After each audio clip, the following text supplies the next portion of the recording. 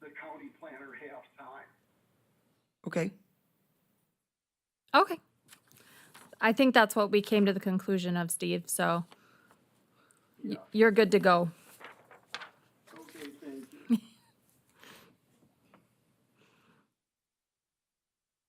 In this, I mean, not very recently. I mean, Murkowski, what we budgeted for that position and what we had to give him, and I understand that with an attorney, we had to give him more, but then we had to also bump up the other attorney. So they already got substantial raises already this year. I mean, we were gonna go for 80 and we went to 110,000, 250, and then Amy went from 94 to 110, 250. They went to 105. And the reason that happened is because at this point, I know Cass, Williams, Morton, Burley, Ward, Grand Forks, and Stutzman are all looking for assistant state's attorneys.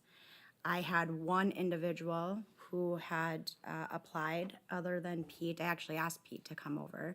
And that individual wanted $118,000. And then when they looked at our benefit package, said that they were taking a pay cut.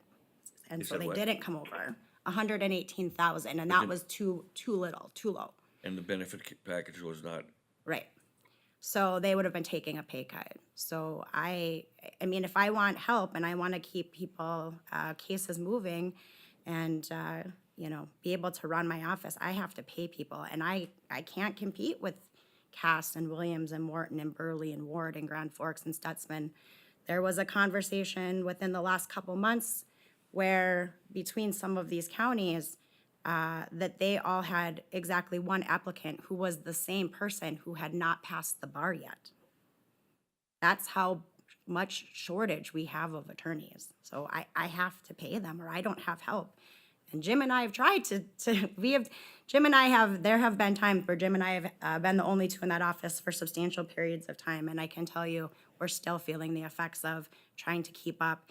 The cases are getting bigger, they're getting more advanced, they're getting more complicated, they take more time. I don't have any other option. And I don't have an option that you upped them. You know, when you had to up both attorneys. What I'm just saying is that just happened here in this last year. Well, right, I have to stay competitive, though. I mean, Amy's been here for a year and a half at least. Yep. She's been here for a while. And, I mean, like I said, I had one applicant who said it wasn't enough. I reached out to attorneys, and they said, no way. Like, we make too much money in the private practice, so.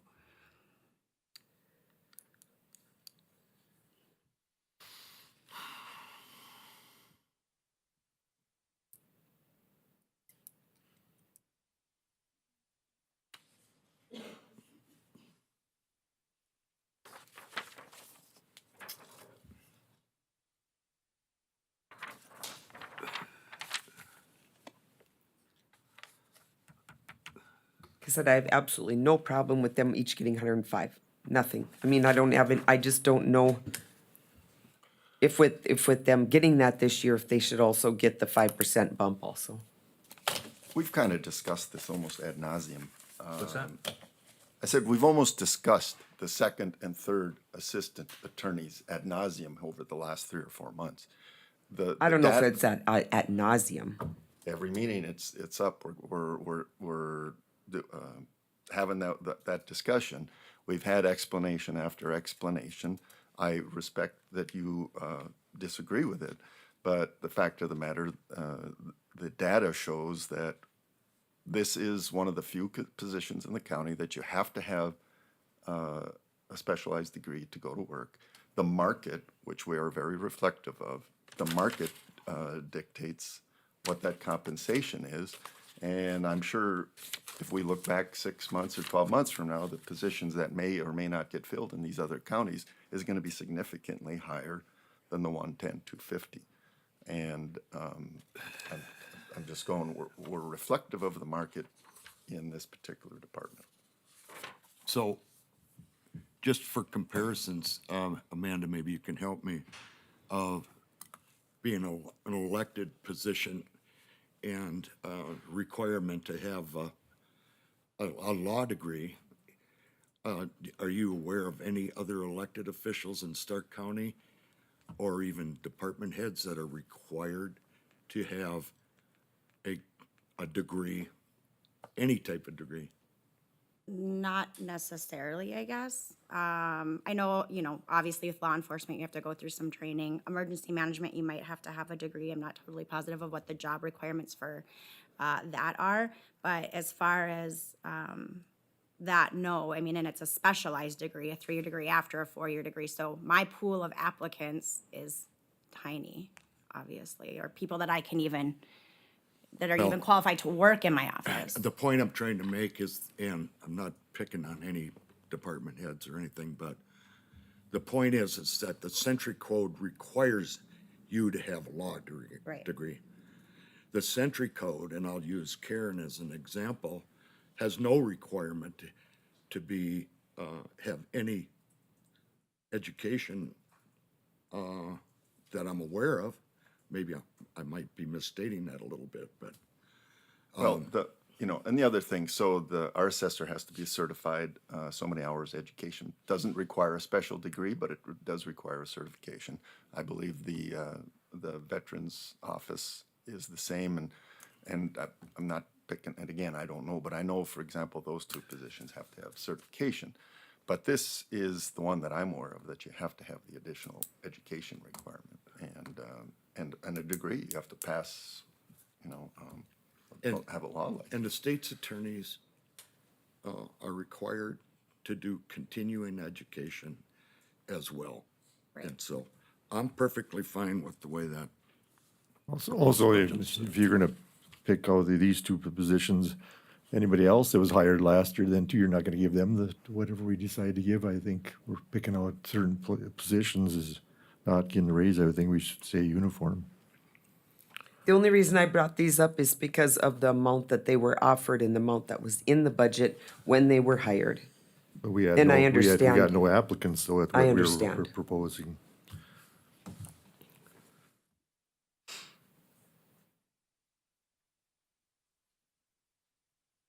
And I understand this one needs a degree, but we go and hire somebody else and they want $10,000 more, we give it to them and then still give them a raise, is what I was just trying to get at. I guess Or we it'd be could just no start, different than we could anybody else start hired last year. You wanted to give them the percentage, we give everybody else too uniformly, but. That way? I said, anybody else that was hired last year, you're not gonna give them a raise either, cause they were just hired either. I guess I don't follow. No, you don't follow, but that's okay. We'll go to the recorder. There was a change on the recorders.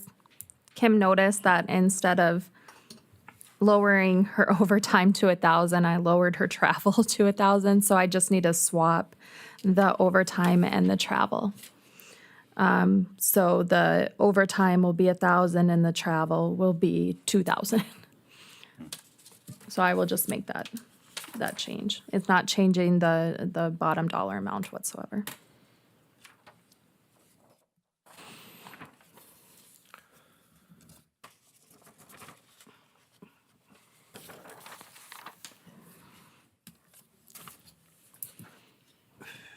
I talked to Kim yesterday. We went over some things, and I just think that if we're going to make all these department heads exempt, then we are going to either have to give them more time with HR they're supposed to use their time that they're over their 40 hours the same week. Well, that's impossible pretty much for them, because that's why they're having overtime that same week, is because they have extra duties. And the fact for them, these department heads, now that they're exempt from overtime, they need a week to 2 weeks to flex hours if we're not gonna give them any overtime at all. Because there's just no way they can flex their hours in that same week.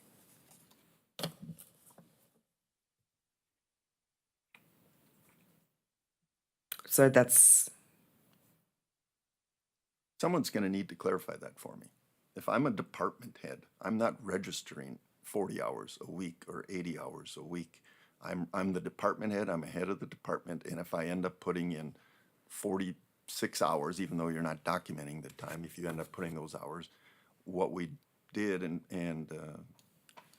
it was my understanding what we did at the last meeting, was we gave that department head the ability, the flexibility to, over time, just kind of self-discipline, flex that time into other pay periods without documentation. Am I missing? I know Joetta's not here today, but that was the intent of the motion that I made.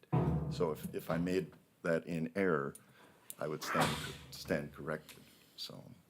Say that, what were you, say that again, Commissioner Masser. So, so since we're talking about Kim's department, so if Kim comes in and has a week where there's 500 oil and gas leases that need to get recorded in all, That can happen, I'm not gonna lie. yeah, and there's 52 pages to each one, and she has to stick around and spend 6 extra hours that week over and above the hours of the office doing it. The intent of my motion was over the next periods of time, not just the simple same week, but over the next periods of time, that she would have the ability to kind of self-discipline, flex time, maybe leave an hour or two earlier, a week later, and just kind of make that up, but self-discipline it. That was the intent of my motion. If that doesn't comply, then we need to revisit that, but that was the intent, so. Okay. See, and the intent that I was told that they need to use that up in the same week, and it's like, what's impossible to use that flex time to those 6 hours in the same week. Right, I agree, but I think we kind of limited that to other employees, the non-exempt employees. And that was my intent. So I guess like kind of what we discussed, I had gave you 4 different reports for 19, 20, 21, and 22, and averaging the overtime of what I accrued for those last 4 years. And basically, I was wondering if we could look at upping the amount on my salary to account for that overtime. Because with the taking out of overtime, I can flex my hours. That's never been an issue, but what Carla and I were talking about last night is if it happens on like a Thursday or Friday, and sometimes it's almost impossible to not flex that in the same week. So that was kind of where I was getting at that point. You know, I do account for my hours, and and it's not very often that I do get overtime, which like election, Association of Counties conference, my recorders conference. Those are really the only time. There's probably like 4 points during the year. Primary, general election, and then the 2 conventions that I do attend every year for educational purposes. And election, obviously I have to be there, so it was just wondering if we could adjust that into my salary, because that's money that I'm out, that I'm not getting overtime as far as that.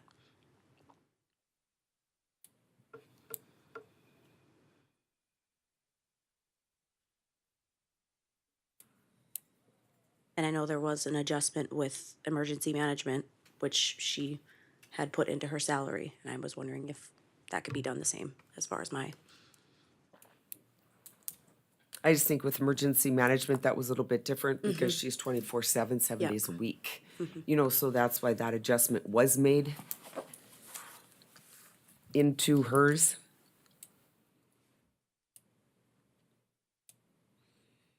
I think that we definitely need to look into a longer flex time. Well, there's, I don't think we have an issue with it. And again, right? they can do the flex No, time. I- if I they mean, want. If I have to flex, I have to flex. If I take a morning off or, even an Even if it's- afternoon even off, if- that even- I've never had any issues with even if it's a flexing. month But if there's after. weeks that I can't flex it, Right. like, for example, election night. Well, sometimes we're there for 4 or 5 hours until that is completed, and then So can granted, we- that's on a Tuesday, so I can flex those during that week, but it's like, if something happens later on in the week. Doesn't and have to it's- be within that week. It can Right, be with that's my 2 weeks point. or 3 weeks later, as long as you're keeping track of it and like, you're self-disciplining your time. Yep. It doesn't make a And I difference think when there you do is in the that. policy that we have to flex it within, I think it's the same week, though, if I'm. No, Chair, when, This is Yes. as of now, though. so salaried Yes. employees such as Kim is going, don't actually even need to track their hours, like Joetta, I'll use her as example as human resources, she doesn't turn in her hours each week saying she's worked 40 hours. They're paid to do a job. So if this week their job takes 46 hours to do, then they work those 46 hours. If next week their job takes 35 hours to do, then they work 35 hours. That's how That's the way salaries work. that's how it Yeah. works when you're exempt. So Yep. you don't have to track hours and track how many hours you worked over and flex those. I mean, it doesn't work that way. There is They're no paid flexing. to do a job. Some weeks they may work over 40, some weeks they can work under 40, as long as their job is done. For But your right own- now, I do account for my time because I'm not salary. So that's, it's just, Oh. it's gonna be an adjustment for me, which is fine, but, And for your own mentality. yep. mentality or whatever the word is, if you wanna, on your own, track that stuff, that's fine. And I if you feel- probably will, just so I'm accounted for and whatnot, because it's for me to account for so long and then not account, it's kinda difficult, but Yes. that'll be on my part. Just a question I'm curious about. You made a comment about your overtime in relationship to elections. Yep, so And does your job description require you to work elections? yes, so I Okay. take in the ballots, and when they are done, being, going through the process and everything like that, I account for the ballots and they go down in my vault. Right. So I have to be there for every, what's the word for it? Yeah. Yeah. And basically the election night. Yeah. Both election nights, she would have to be there Whole to site. receive. I have to be there to the have them ballots. sign off on that I've taken the ballots in, and then I take them down to my vault one by one as they come in. Well, sometimes they don't come in till 9, 10 o'clock at night, we've seen. I mean, Yeah. so I have to be there until the last one, final one comes in. Yeah, I knew that, but I Yep. just wanted it to be clarified here in an Yep. open meeting. And so, is there any other way to reimburse those election hours with it not coming out of that budget? Well, I mean, she's already salary, and that's receiving those election ballots is part of her job description as recorder. It requires her to do that, so, no.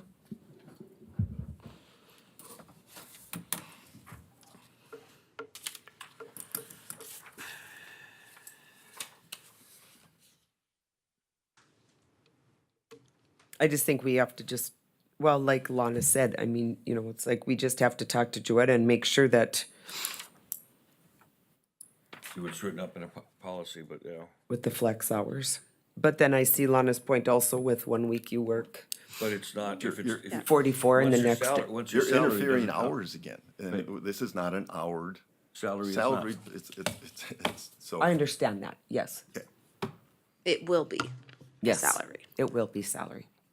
There will be no flex hours. She's eligible for overtime until December 31st. On January 1st, she is exempt Right. under the current structure. And did we make sure and we get all the categories with being exempt? With, That's been reviewed by HR. Okay. I know there's the 5 categories and there's some process that you have to go check the boxes, and I know Lisa brought it up at the last meeting. I did follow up with HR, and she was very confident that we checked the correct boxes on what we have here, whether it's a department head with no supervision of employees or 1 employee or multiple employees. And so the information I have at this point is that we are in compliance with that. did Joetta also talk to you, Amanda, on that? So we make sure that we're doing it all?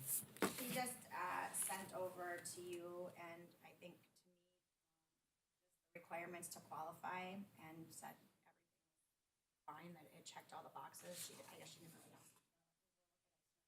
him, but said if the department head feels they do not qualify for exemption, we'll need to have an interactive discussion with them about their job duties. Ensure they are classified correctly, so I think the information went out to all the commissioners and it appears that the exemptions would apply, so. But that's the same with Al, his salary, he would never keep track of his hours because as a salary person, it doesn't make a difference. Right.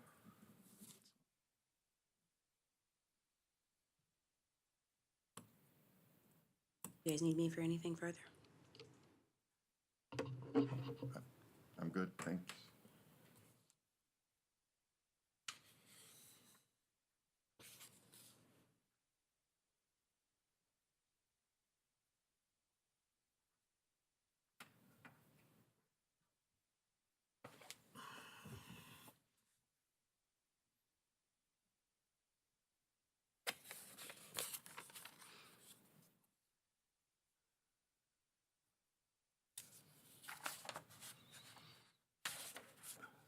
Do you remember, Commissioner Zander, why it went to exempt, non-exempt, exempt?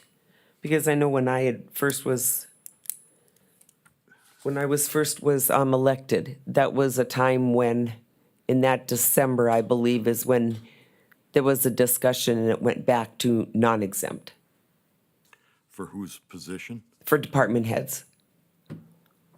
Because department heads at one time were exempt, then it went to non-exempt For everybody, or department heads. I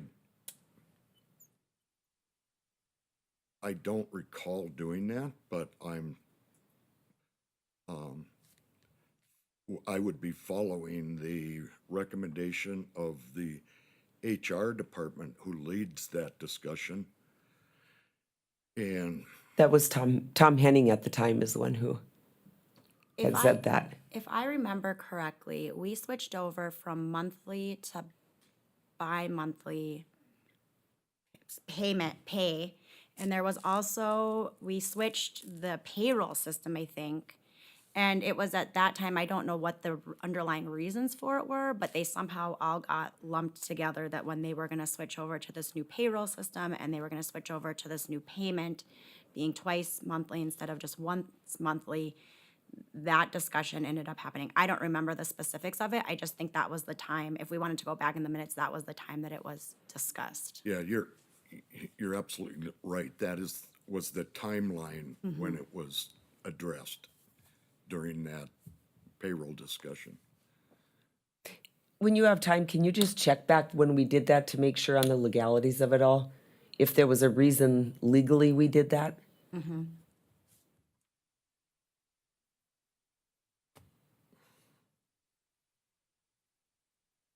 Do any of the department heads remember that?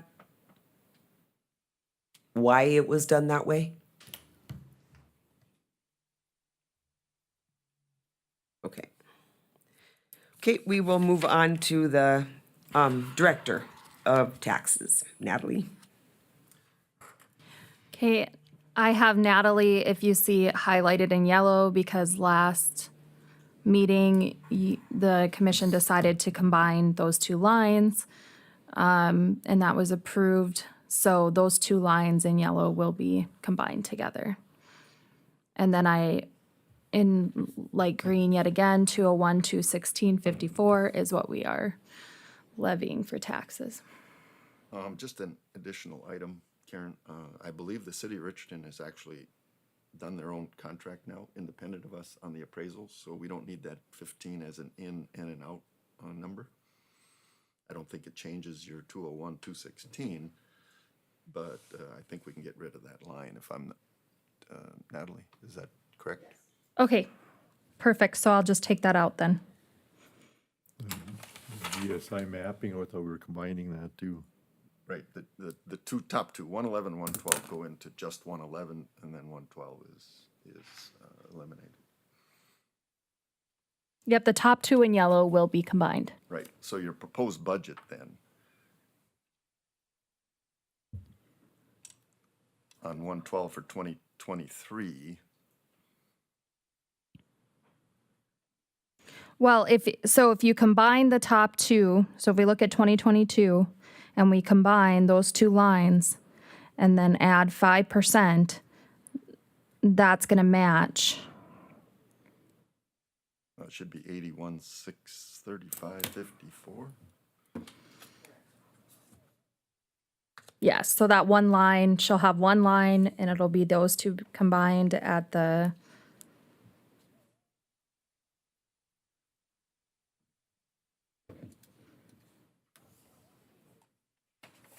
Yep, 81, 635, 54 would be those two combined.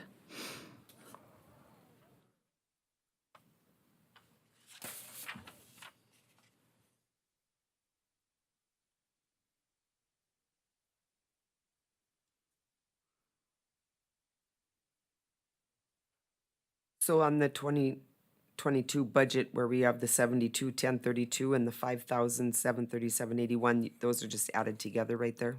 Those are added together and, well, combined, and then plus 5%, and that's where the 81, 635, 54 comes.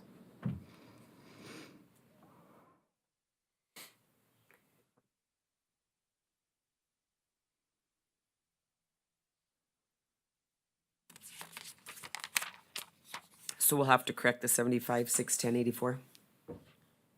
Yes. Yes, it'll just be one line for 81, 635, 54. I just put it in yellow to tell me to combine them. Yep. Yep. Okay.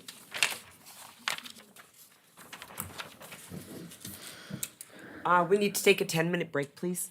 Sorry, I've got to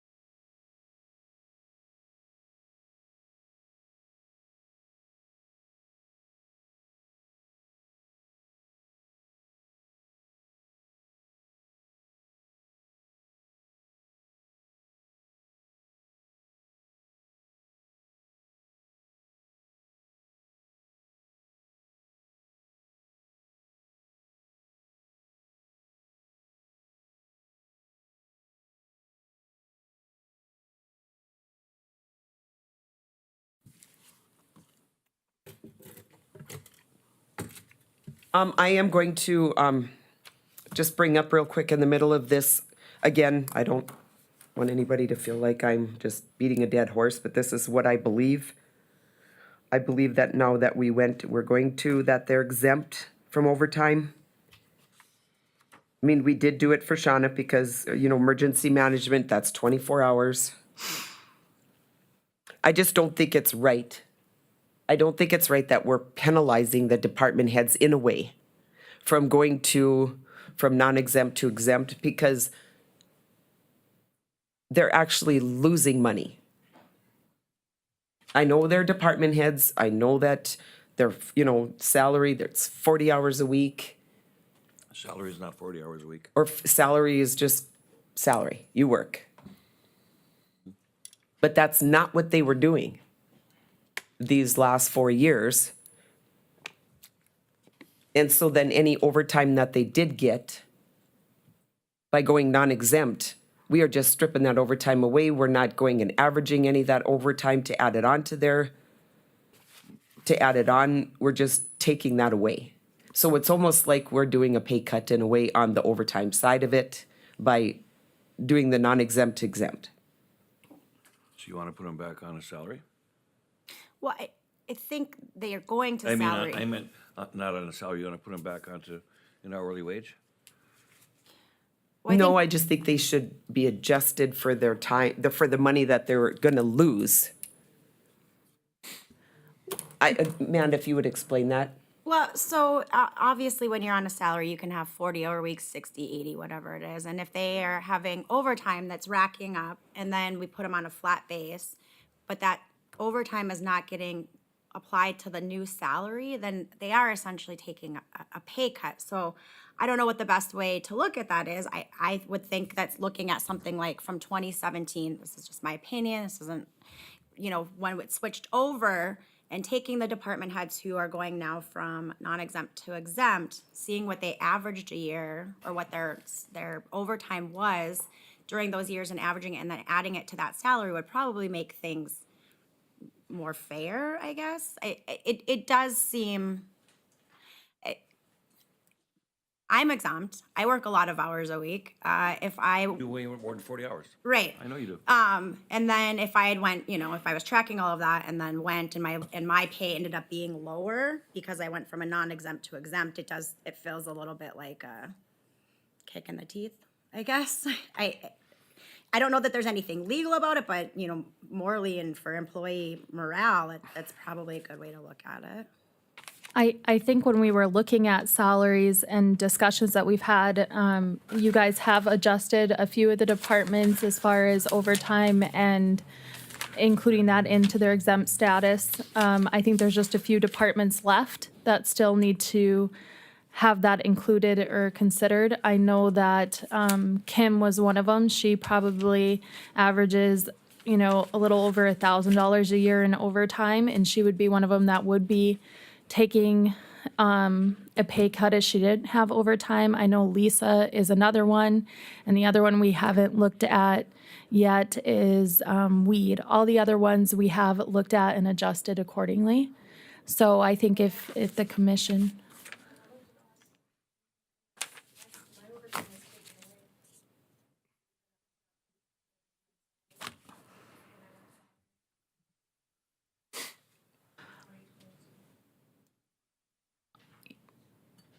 Oh, well, excuse me, Jessica, I see what you're saying. So there's a couple of them that I think that do need to be looked at, and I think if you guys wanted to discuss that now would probably be the time. I think they kind of know how much overtime that they had put in prior to going to salary this year, and so they could probably just tell you what you're looking at. First of all, I really don't think it's a pay cut. It's a reduction in overtime. Overtime is not guaranteed. Sometimes it's required to do the job, but I think by doing what we're discussing here right now, we're kind of going backwards. Overtime was supposed to be approved in advance. It never is. How does the department head do that? I would like to really see us try it at this concept at this, the way we're proposing it, over a period of time, whether it's 1, 2, 3 years, whatever, and then take another look at it.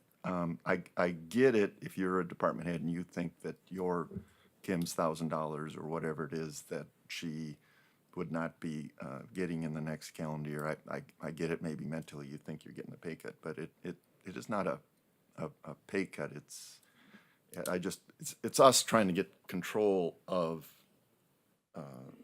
staff. And Commissioner Messer, it is a pay cut. I mean, mentally, you could you're say not mentally. guaranteed overtime. I'm sorry, if you're a department head, you are not guaranteed overtime. Okay. There is no guarantee in the job description that you get overtime. You have it. You're a department head. You get the job description, and that's the responsibility to get it done. Now, if you elect not to do the overtime and you end up with a big backlog of work that's not getting done, then we should take another look at it. But at this point, we haven't tried this way for at least 7 years, 6 years.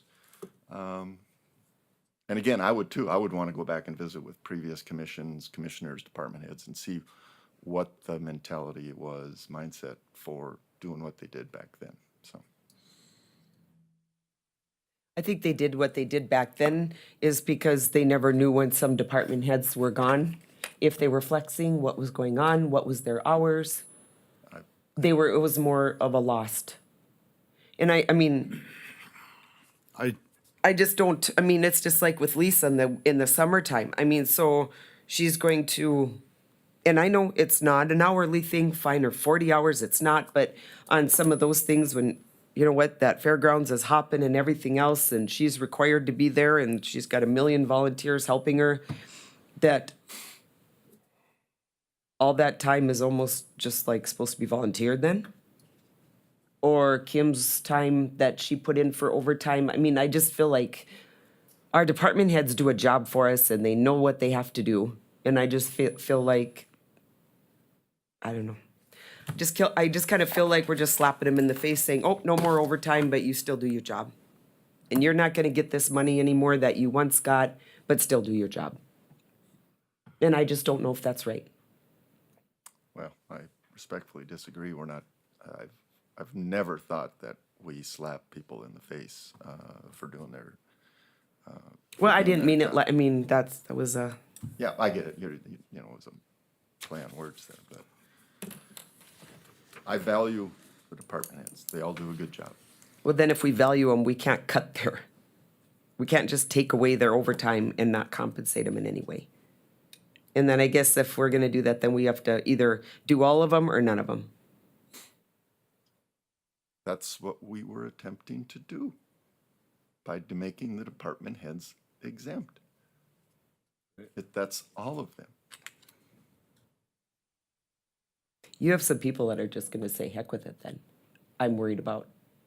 I mean, you're gonna take, and that's why we did adjust Shauna Davenport's. I mean, we did, yet then we have other department heads that work just as hard, but that's 24/7. Shauna's 24/7, yes. I think the ones that where's Joetta today? Is she? I don't know.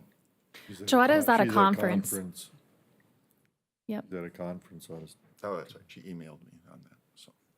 I think that the only ones that you adjusted because of the overtime so far was Shauna because she's 24/7. I don't know of really any other department heads that, you know, were adjusted other than, I mean, Mike was adjusted because he was put on salary, but his adjustment more had to do with the fact that he was way below the 50th percentile in pay-wise.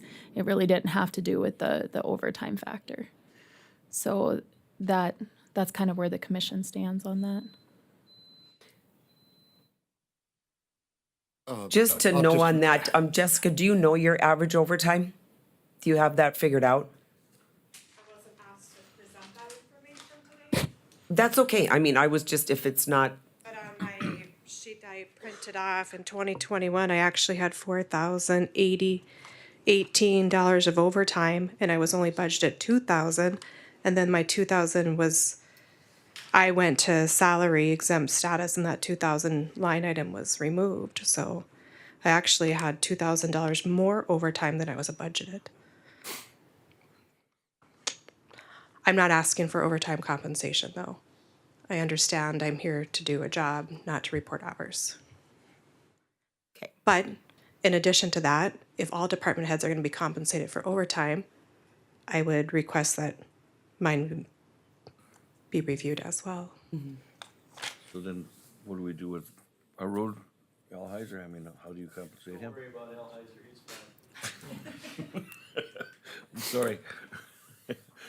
I just want to be, if we're gonna be fair. I've been on salary since I've been here, that's just what it is.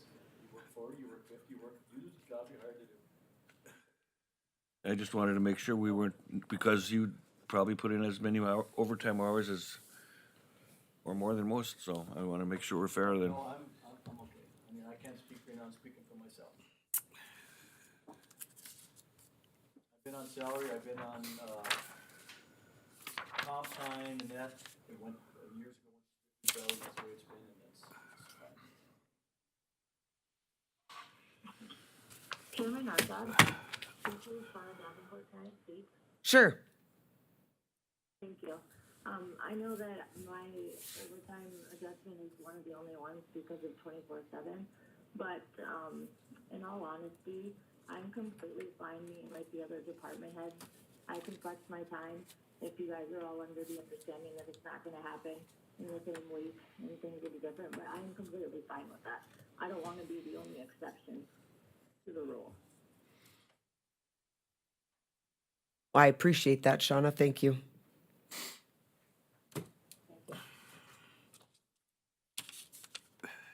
I'd just like to see us try this for a period of time. And we had the salary kind of informal salary survey of, you know, the various positions we have in county. By no means, you know, 100% accurate. But I think if you go through that and look at it, we compensate pretty well at the county level. Our benefits package is probably in the upper tier of where we're going from, with matching and the PERS and all that kind of stuff. So I'd like to see us try it this way. And if there's big pushback and people are saying, hey, I'm out looking for another job because that job is so much better than the one I'm sitting in, then we take another look at it. But at this point, I'd just like to see us try this. I think it's the way you kind of run the business of the county, you know. I will say that Joetta did some extensive research on the insurance stuff. And I was going to go over that after we get through these because I do have some good news on that front for commission.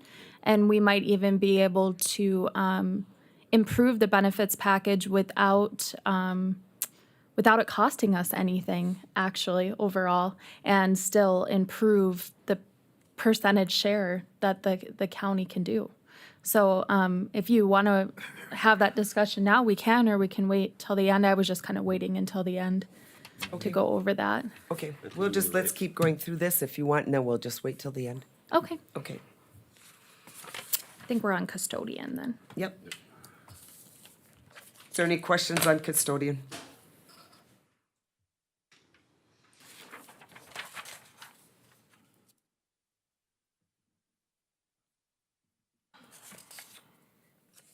If not, are there any questions on the elections and the workers?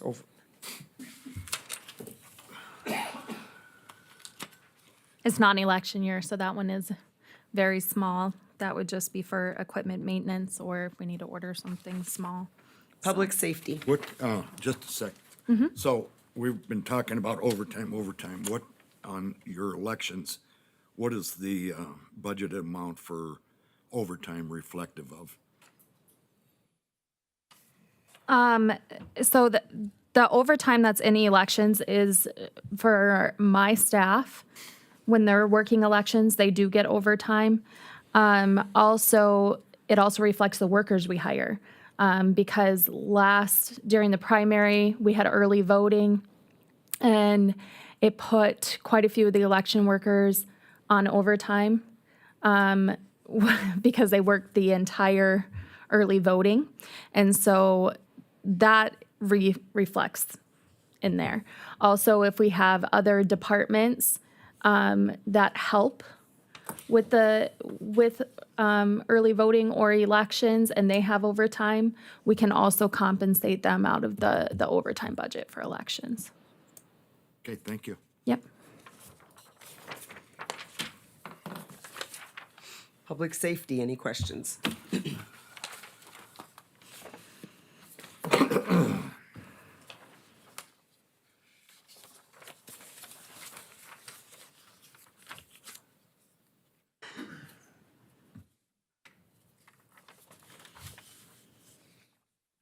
So the public safety line reflects under the department head line rather than the 5% line.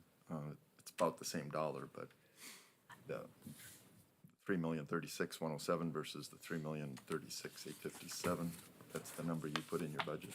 Yes, I went with the lower number, and that just seemed to make sense than to go with the one to the right.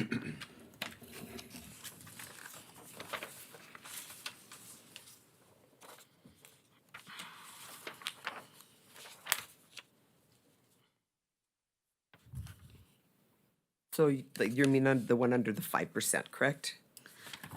Well, Corey's was still, it says varied, he still used the 5% and he divvied it up between the employees as he seen fit. And so because that fell within the 5% increase, it still put, it's still put his budget a little bit lower than 5% overall. Because he had some other, changes in there, Okay. but Law enforcement maintenance? that was sent over to me by the LEC. That's our shares, and then it also includes, the 220 for dispatchers. And that's where that number comes from. We did take out the line for 72,000 for capital improvements. Yes, so that came to 401,572.86. And that's the one where they gave so much money a month, right? The capital improvements one, yes, but we're not doing that this next year. So where will that money be going? Back in the budget. Just back into the general, and Yep, then if this they is need all, some? this is all general. Okay. Yep, But if they need some money, then they'll just contact you instead of putting it, right, they would have to come before the commission. okay. Yep. Disaster emergency services? There is one change that I need to make on there on her overtime line. I missed changing that to 2,000. So I will have to change that line to 2,000. Otherwise, everything else is correct. Okay. Emergency 911? Same thing on emergency 911 under the overtime line. I need to change it all the way across to 1,000. I did change it on the proposed, and that'll be at 1,000 if you see the other two. It says 2,000, but that'll be 1,000 all the way across. Okay. IT?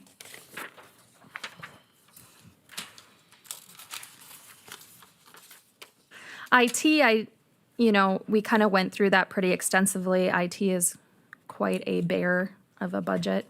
I did add down below, if you see ARPA funding approved, just to show, what ARPA did pay for last year in the 2022 for the IT. And then 70,000 right there for add new dispatch console. It's under 2023 proposed, but I can probably actually move that over to 2022 because that was approved at the last meeting. Okay.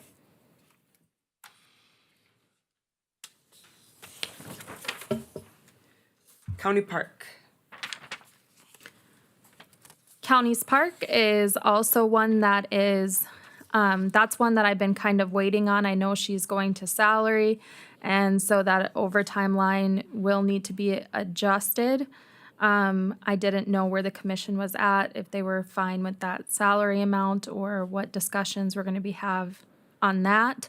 The fair events activities line for 120,000. That does include the funding for the Rough Rider Commission, just so the commission is aware. But Lisa really set up a good process with the Rough Rider Commission on paying as the bills come in instead of doing a lump sum amount. So I'm handed that over to her, and she is handling the Rough Rider Commission as far as them getting their money as needed. But that comes out of that fair events activities line.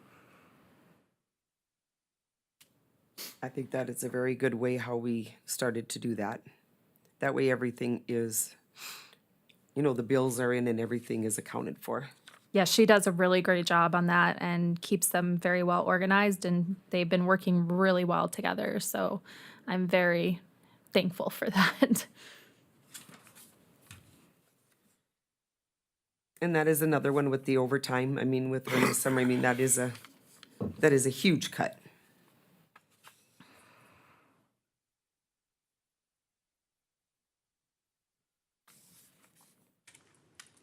Can I speak to Yes, you? yes. Commission. Good morning. I Morning. just would like to let you know about the overtime piece, because you guys can't eliminate overtime in order just to save dollars. That's not what you need to do with the exempt versus non-exempt, so you may want to look into that. In looking at my salary with the overtime, because I too am 24/7 for a period of time. I get calls at night for people that want to stay, hookups, stalls, events. I have people that text me at midnight, commissioners that text me at midnight.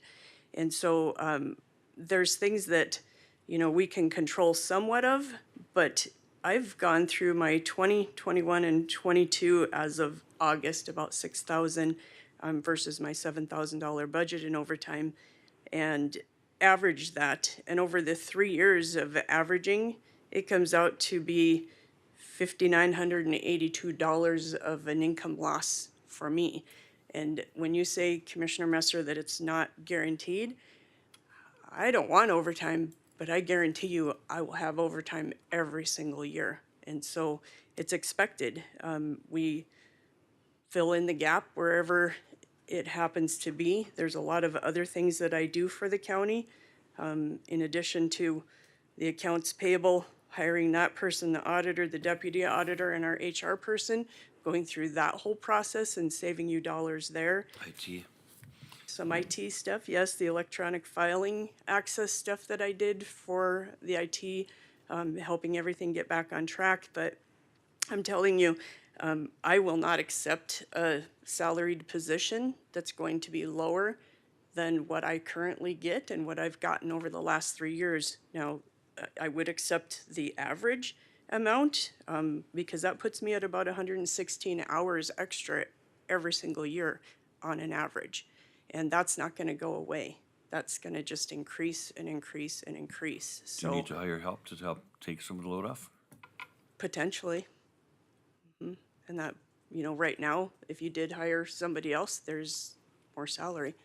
So, I mean, you have to weigh what your costs are gonna be and what they're not. I'm Right, just looking at a burnout time for you if you're putting out that many hours and stuff like that. Eventually, it's just like, well, it's I've a- done it for the last 4.5 years, 5 seasons, and yeah, I mean, like I said, that needs to be at least considered in that, because I won't continue in this position if that's the case.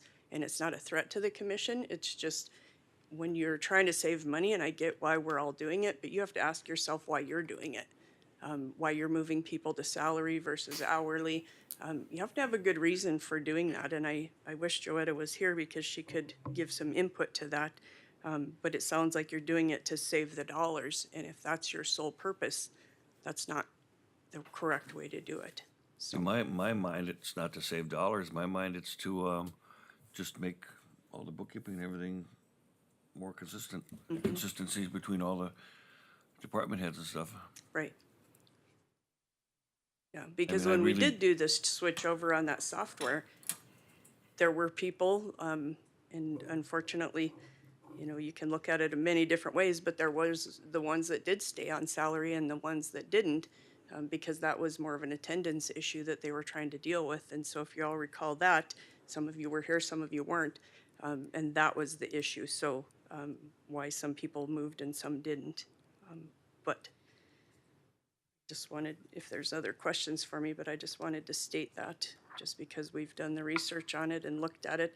And I guarantee that some of the like positions of mine, even though the salary study that you referenced, you're not gonna find somebody in the state that does the things that I do from what we do as far as the scheduling, marketing, everything that we do that I do in terms of this position is very unique. You'd have to actually go outside of this state, and that's what I did when Commissioner Franchuk was my supervisor, and we moved this into an actual department head role in 2019. And so that's where I did the salary survey based on like position, not just somebody who does a little bit. Bowman would be the closest probably to what I do, but that's one person, so.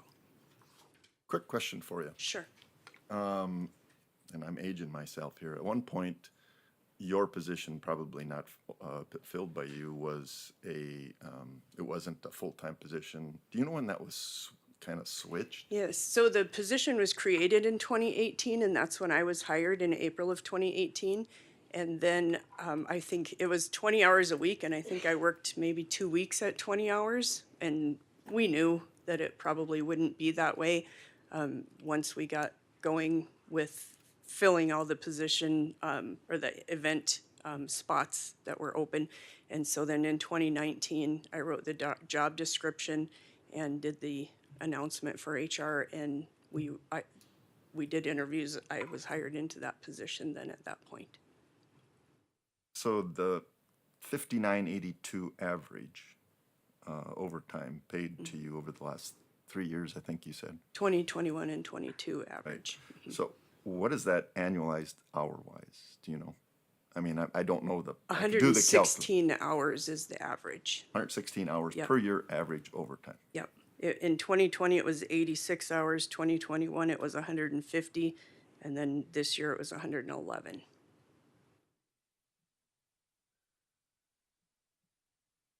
So far. And hopefully that's it. We only have 2 weekends left.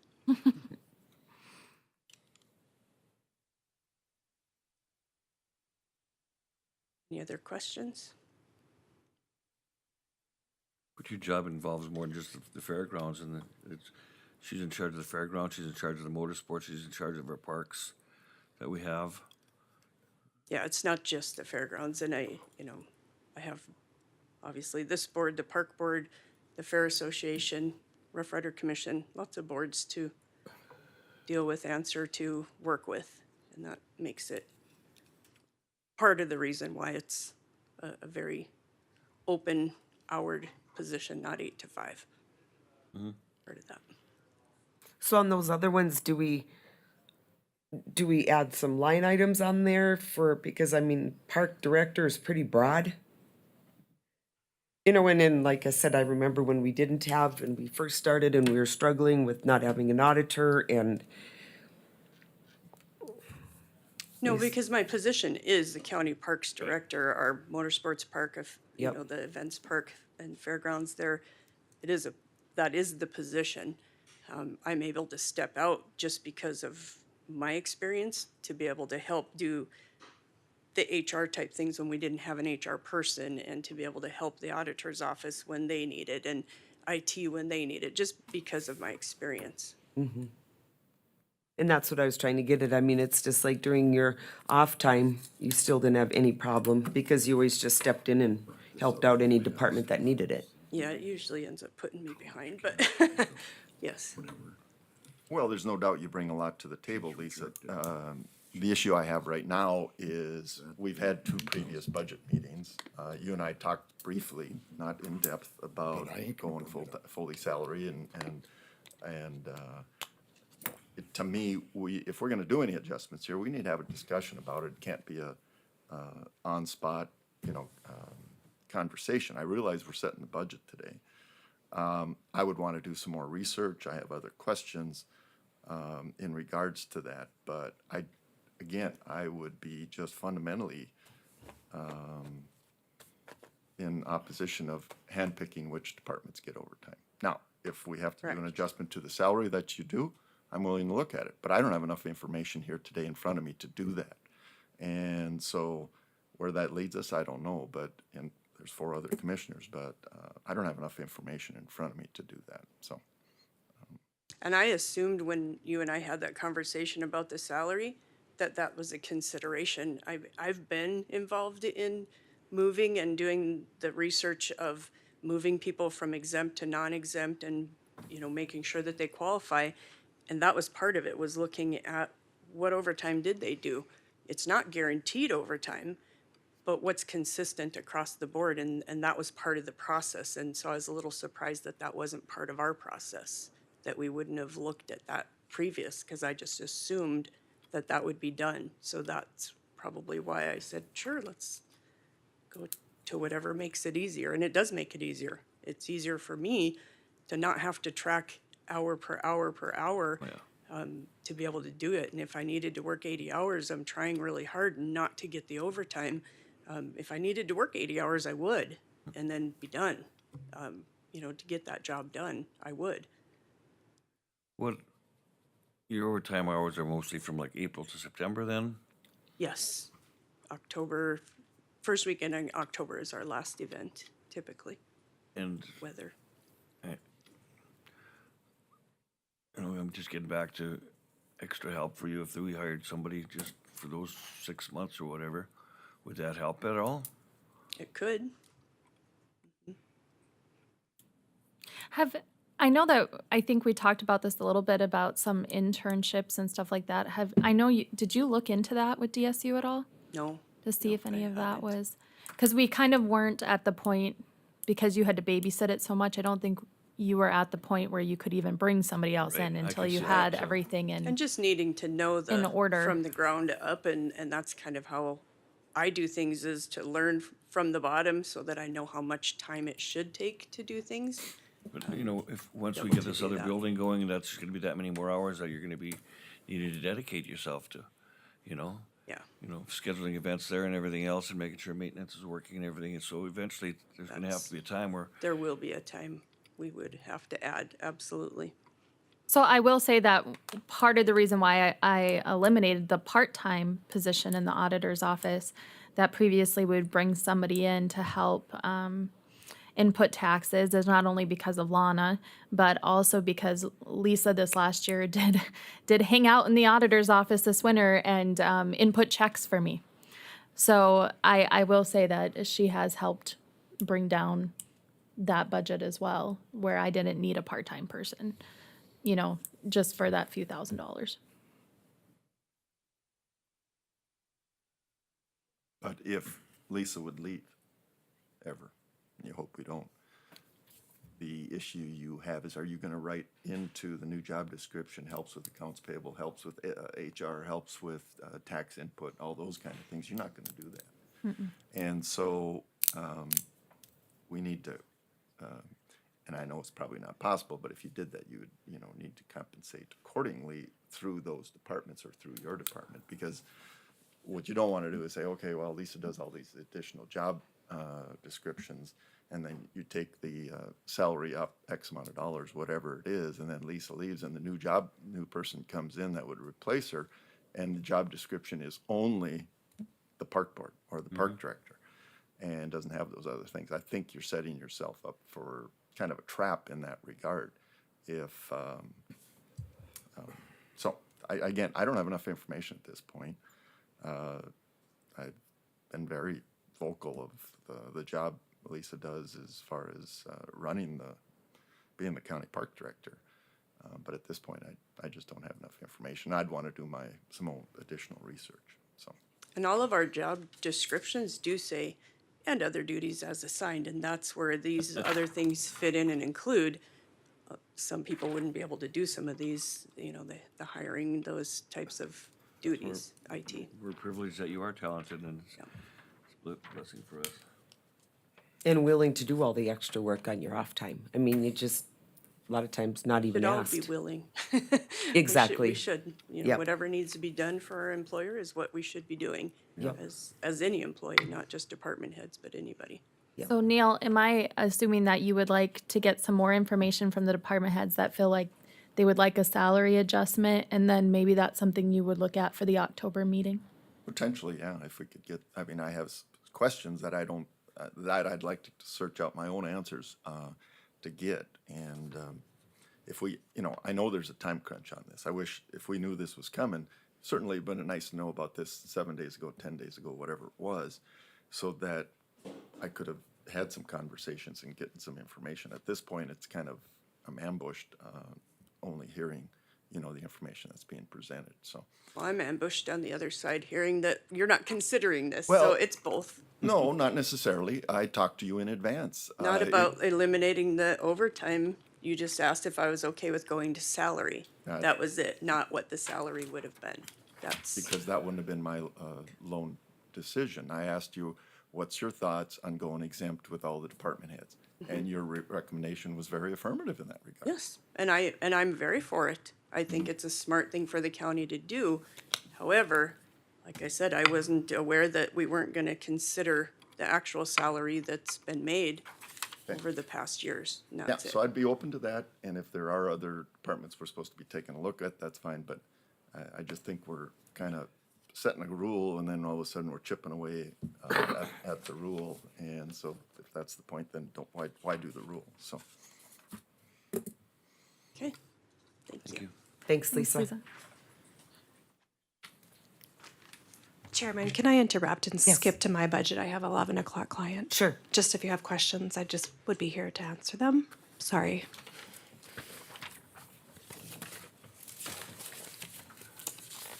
Commissioners, hers would be towards the end, as it's not part of the general. Sorry. Oh, you're fine.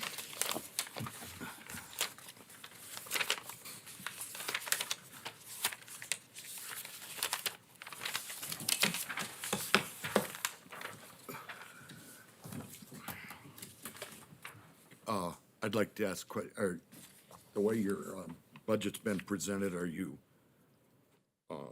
okay with this? Yes, sir. Okay.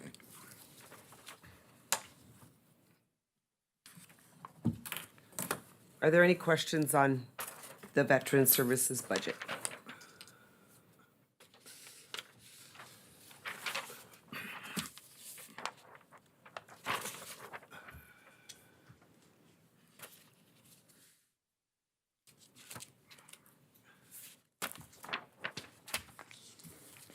What is on the co-compensations? Those are those additional counties that we have the joint powers agreements for, Billings, Hettinger, and Grant County. They each pay Stark County their MOU contract annually, a rate above those. Billings County's 13,000, Hettinger County's 13,000, Grants County's 10,000. I presented that information that I'm essentially supervising or overseeing these counties, and my base salary was based off of Stark County Veteran Service Officer. So the commission, once we presented that information, we did that 5,000 compensation for contracting to those counties. Okay. Do we need to look into the JPAs? Because I had heard the JPAs for all those counties are expired, or they're no longer. They're all, in the JPA, it's an ongoing contract. It doesn't need to be renewed every year. And I Okay. send them their budget every year, and I have conversations with all of those auditors. Okay. It's assigned a one-time thing unless in writing they choose to change or I choose to change that contract. So it's just a rollover every year. Okay.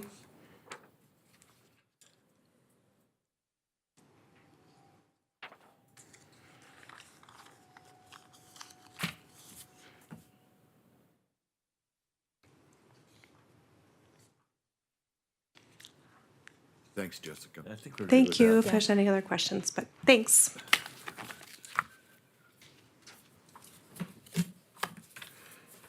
I have something to bring back up on the county park. Do we need to probably look at putting a line item in and not necessarily fill it, but for a seasonal employee from, say, April till, I don't know if that would help at all or not, or?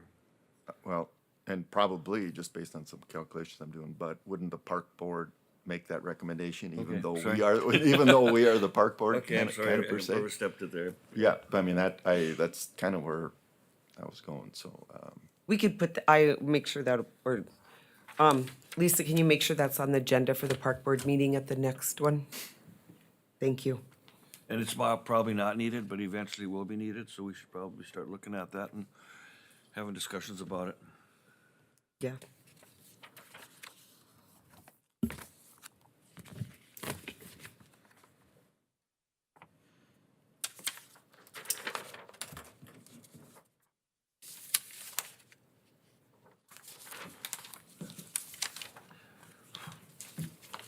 Okay, where were we?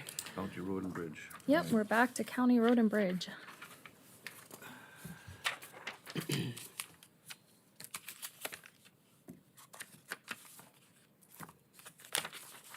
Okay, County Road and Bridge. Anybody have any questions? Al, any comments? No.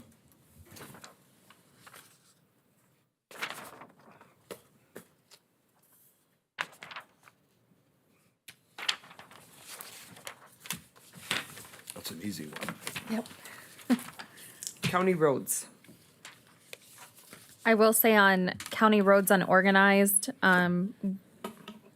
if you look at that green line that says prairie dog funding, that's the estimate that we would get in prairie dog funding.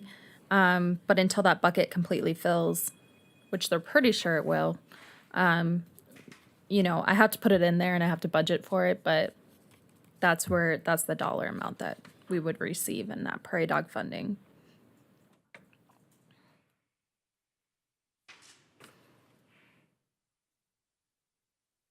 That's a good size amount. Yeah. That amount is from the oil producing counties, correct? Is that the dollar when you're done? Yeah, it's from the bucket of, yep, oil producing, but so we weren't gonna get any prairie dog funding at first because they went off of a previous survey, and then, I don't know, maybe it was me that kept bringing it up, that's very possible, but they decided to use the updated one where we fell below that threshold, and then they sent out an updated sheet, and then Stark County was on it. Get funding from the non-producing, right? right. We Because of it. we get funding from the non-producing side because we fell below that threshold. Yep.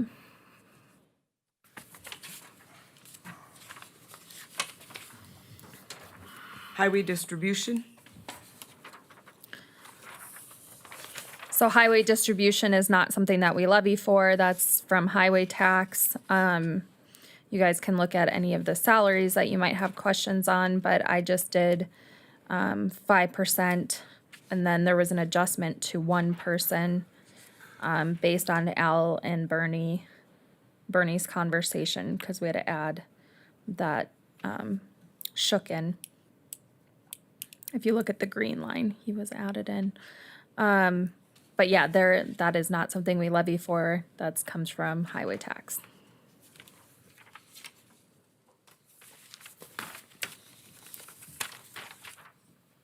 Capital improvement. I don't know if the commission has any thoughts on this yet. I still have it at, we are not levying any dollars for capital improvement. You know, as we do still have a balance, I do want to add in there before the October meeting what we think the estimate for the courthouse improvements are going to be, just so that we can go ahead and put that in our budget. But those courthouse improvements, I did plan on having come out of capital improvement.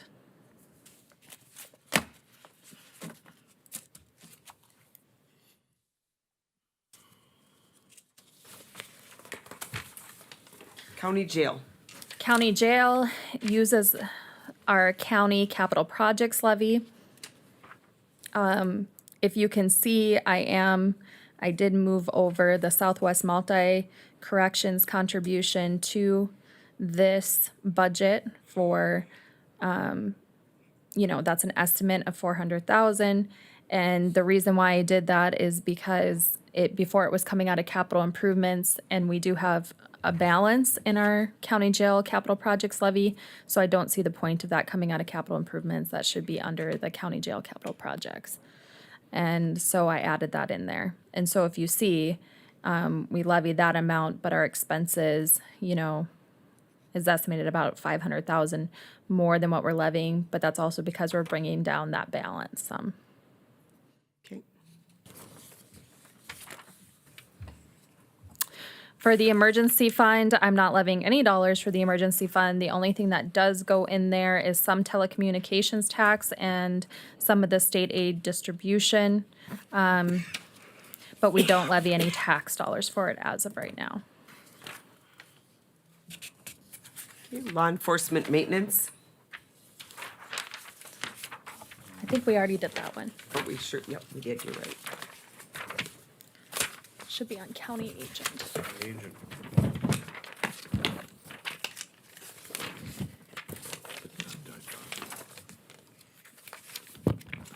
County agent. Okay, county agent, we also do not levy for. The commission just needs to decide on the pay raise or what they're gonna do. And that's why you don't see any highlighted, because we don't levy for that.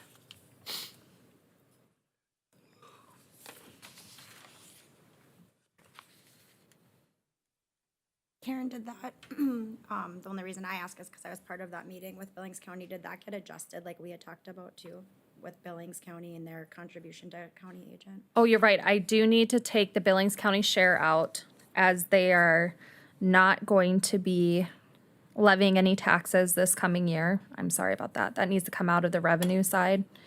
Up top, Billings County, 22%. Me and Amanda and their state's attorney and auditor had a discussion, and until that balance comes down, we are not going to be collecting any tax from Billings County. Is that 1 year, 2 years, 5 years? Until the balance comes down to a reasonable, What's the projection?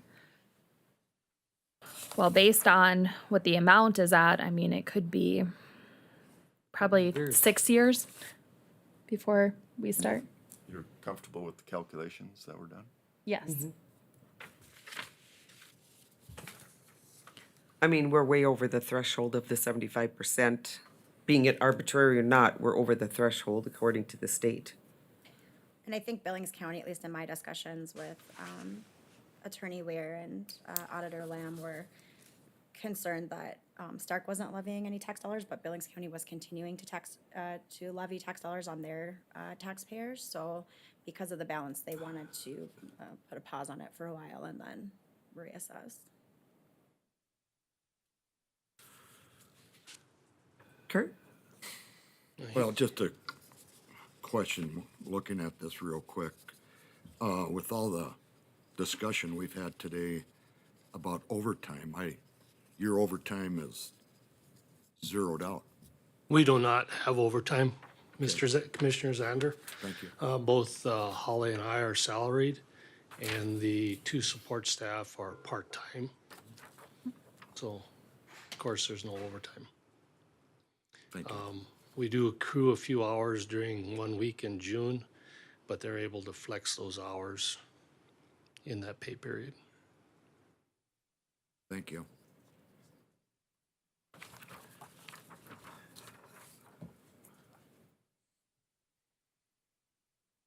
Any other questions?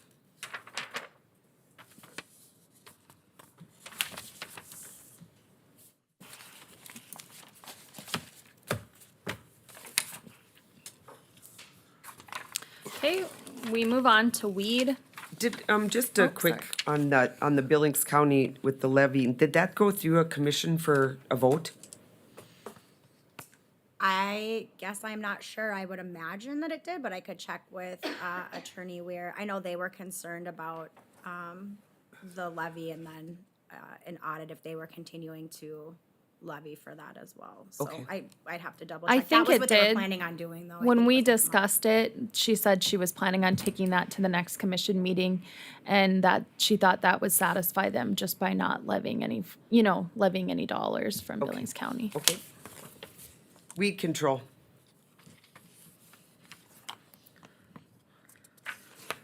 For weed control, I just, went by, you guys had discussed going by the 5%. That's kind of where that's at. We do have a full 4 mills for weed control that we levy for. Because even at the 4 mills, they're, they also get state aid distribution, which I included an estimate of that under state aid distribution. If you look up top in the revenues at 60,000, all I can do is estimate that. And then general fund transfer in, if you see that for 47,500, that's to reimburse for retirement, health, and FICA, which is what the commission agreed to do to kind of offset their budget. And I think this budget is a work in progress because they're usually still in the red. Based on this, they would not be in the red. If, as long as we did it this way, that would pull them out of the red. This would pull them out of the red? Yes, as long as they get, state aid distribution and everything like that, as we have it set up currently, their revenue expected with us transferring that money in to cover retirement, health, and FICA, they would be in the positive at about 37,000. Okay. So we are working on there, so. Okay. And victim witness. I did have some changes here, so I had a discussion with our victim witness director, and she said when she fills out the grant application, she put her entire salary amount in there, so I did have to put the entire salary amount on the budget, if you see that in that line. Amanda, did you have any thoughts on that, or? I think for purposes of the grant, that had to be adjusted. My understanding is that the way the original budget looked with that number is probably going to be the much more accurate number as far as salary goes. But to make sure that there weren't issues with the money coming in on the grant, that we needed to adjust the salary for the year. And then the transfer in from the general, if you look at my note, amount is needed, because it just depends. We can't have this account being in the red, but we'll know at the end of the year how much needs to be transferred from the general specifically. Okay.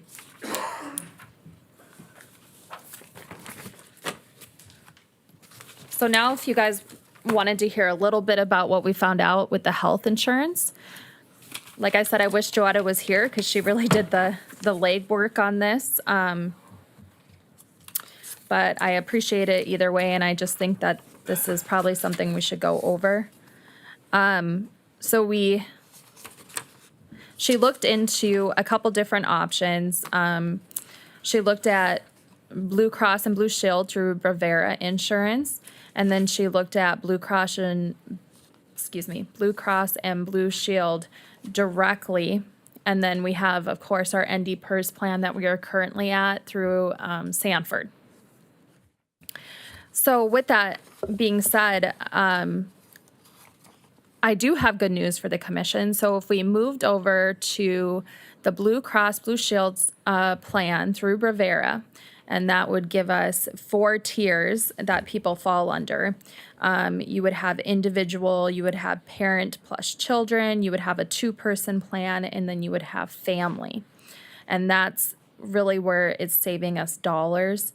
I looked at the plan, and we would be part of the grandfathered plan, and I looked at it, and it's, as far as I can look at it, and as far as Lana looked at it, it's literally pretty much identical to the Sanford plan. The co-insurance and everything like that, et cetera, would not change. We would still be at the same co-insurance pays. We would still be at, so the coverage would not change. We would just be on Blue Cross and Blue Shield. The one change is for prescription drugs. The plan with Blue Cross and Blue Shield actually is better than our Sanford plan for prescription drugs, as there's no day markers in there of 0 to 34 days or 35 to 100 day amounts. It's just across the board at the lower dollar amount. So there's no day markers. With that being said, based on what we have overall right now, that could save us, let me see where I wrote that. That could save the county compared to our plan, you know, if we switched, about $152,000 annually. And so what I would suggest is take that savings and put it back towards the county's share of what we're paying. And so it wouldn't actually cost the county any money because we'd be paying that anyways, but we would be switching to a same plan with Blue Cross and Blue Shield, and we could use that savings that we have to offset the percentage shares that we have for the employees. And when I did the calculation, it was very close if the county decided to do, take that 150,000, put it back towards the employees and do an 85% county share. It was within like $700, I think. It's like right around there. Was it like $700, Lana? Yeah, it was about $700. So it wouldn't actually cost the county anything to switch over, and we would actually be able to pay 85% as opposed to 75%. So you said parents plus children, or parents plus child, or is it parent or parents, or how? It's so we have there will be 4 tiers. So there'll be an individual, there will be parent plus children, Single parent with a child. single person, yep, and children, Good. 2-person, and then there's a family plan. I think That's that's a little bit broader tier than what we had before, right? Yes. Yes. We were on a 2-tier plan. Right. So it was either individual or family. Family. Yep. And so it is quite, I think that's a plus there too. it's quite significant as far as our savings wise goes.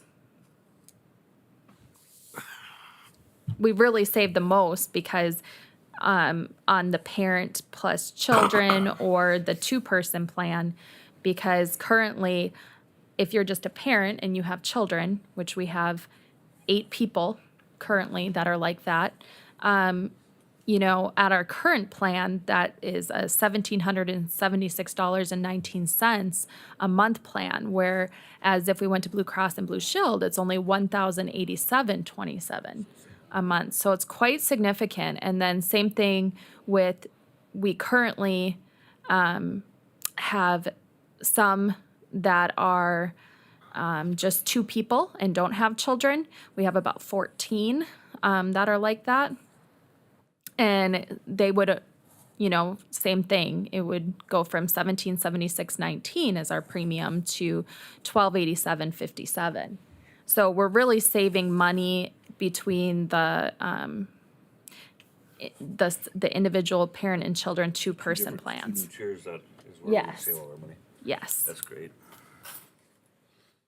Karen? Mm-hmm. As, you know, we've been with the Blues before, and typically have gotten anywhere from 15 to 22% rate hikes.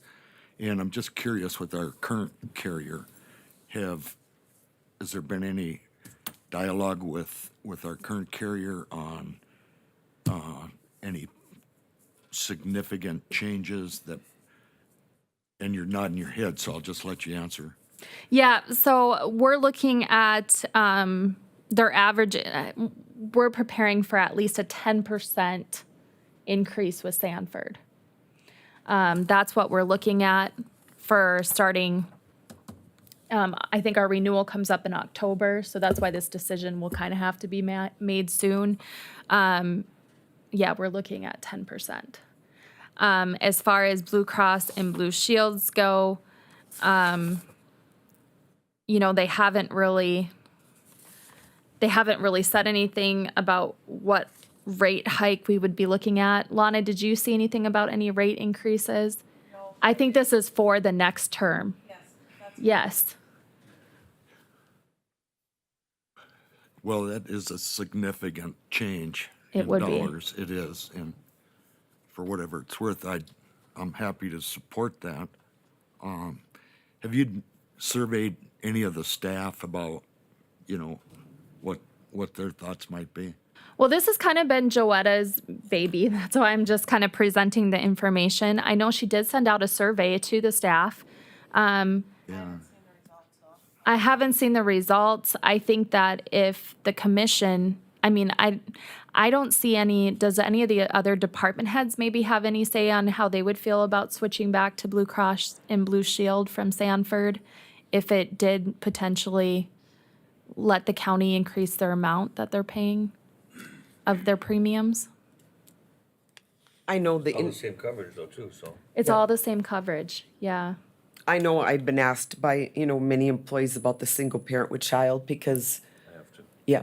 There should be mean, 8 that fall under that, yeah. Yeah, because I mean, when they would go and, it would just be a huge, because they would have to go on a family plan instead of, the single with child.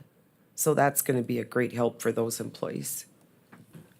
And I great, they'll completely save money agree. too. Yeah, Karen, you talked about our contract ending in October. I thought it went fiscal year from July 1st to June, like they with the state, because they bid, the state bids it biannually. Well, I know that they send over, I think it was the official, like this is how much more it's going to cost percent-wise in October. They have more the concrete numbers.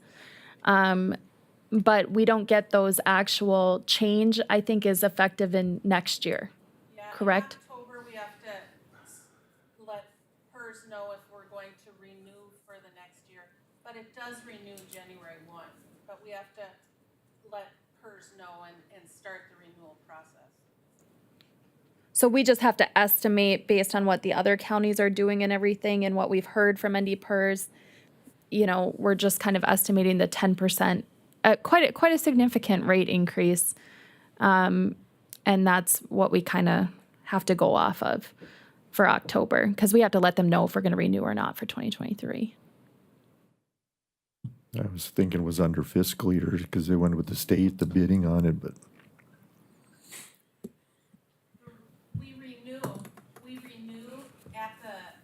We renew at the end of the year, but the rate increases come mid-year. Yes, if that's what that's your what I'm thinking, questioning. right. Yeah. Also on these notes, I do know Joetta made suggestions of potentially doing, if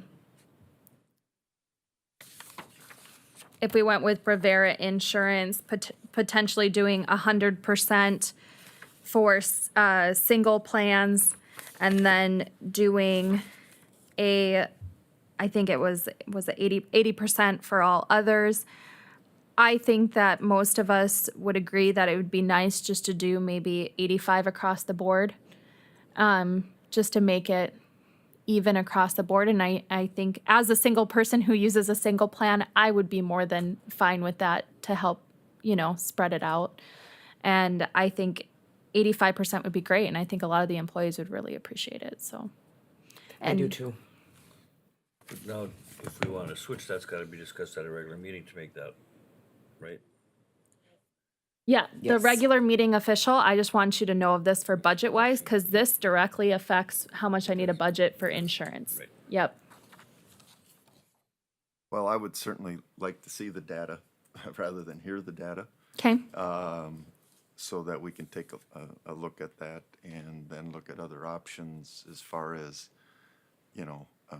what that, currently we contribute 75%, correct? Yes, currently we are 75%, 25%, but it could, like when you look at it, it could be significant just to put that money back towards the percentage that the county's paying.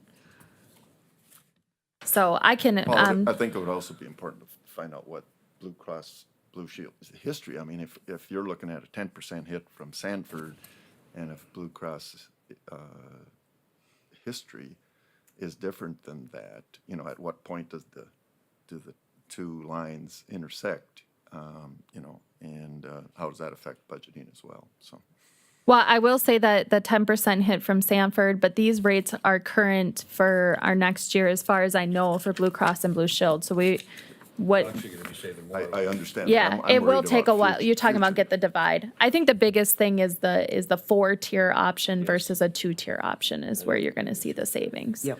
So I just wanted the commission aware of that has been discussed, but I pretty sure Joetta will be at the next meeting, and so she can further talk about that, because I know it has been brought up. The 4-tier is really huge for employees And for us. and for us. Yeah, that's right. Yes. And I think this could also reflect in the raise that you had talked about, Bernie. With the 5% and 15%. Yep.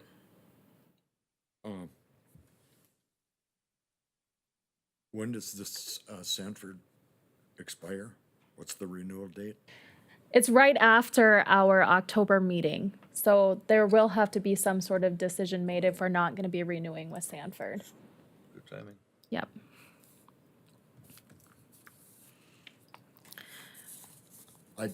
The only other thing I'd like to do is, and maybe you can pass this on to Joetta, that curious if there's been any survey with staff in the building or anyplace else. And I know she did a survey, so she can probably just send the commission those results. And I'll also send over these papers to the commission, because I just looked at them yesterday, so that they are able to have those to kind of see what some of her comparisons are. Yeah, the only thing I've ever heard about our current coverage is that everybody's been pretty pleased with it, so. And I'm not saying they wouldn't be with the Blues either, but at least I'm not aware of any complaints, you know. But I think for the dollars and so forth involved, we definitely have to take a look at it. I think so too, Commissioner Zander.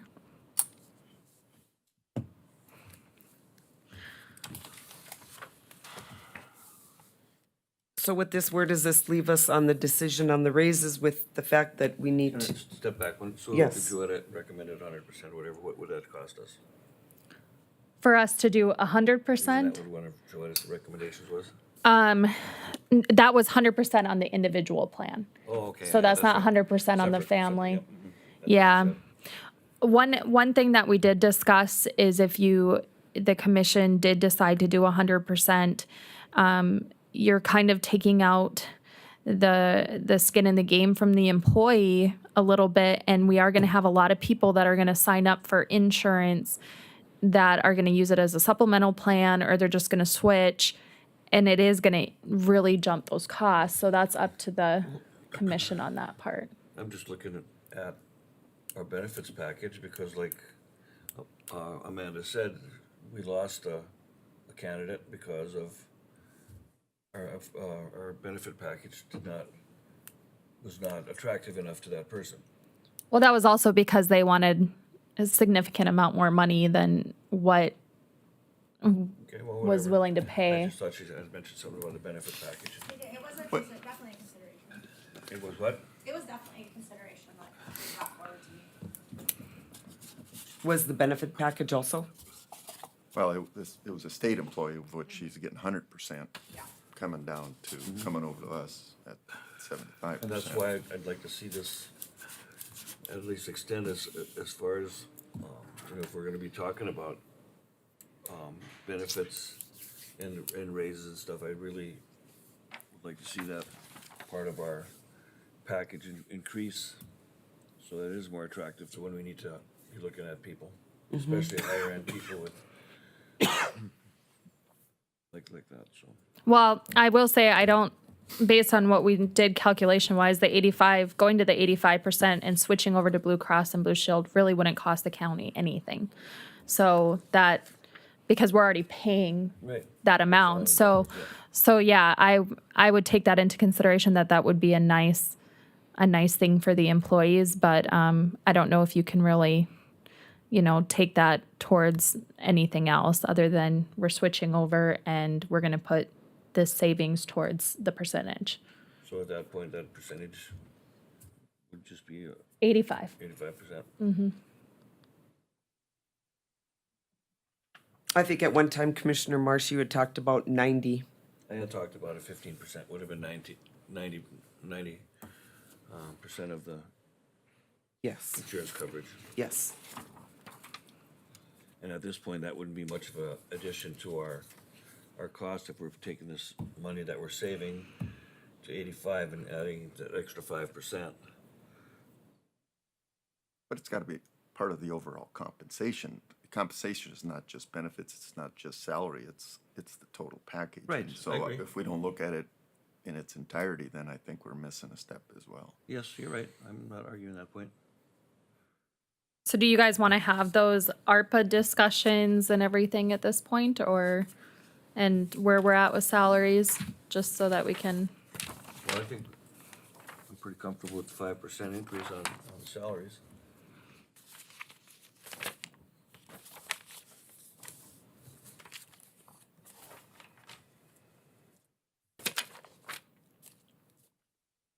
Do you want to make that a motion or? Well, I guess I would move that we go forward with the 5% increase on salaries as the budget as a presents? budget plan. I guess I'd like to see us go to the 90% on the health insurance. And I guess that's open to discussion at the point once we decide to, if somebody seconds it, we decide to go forward with this discussion.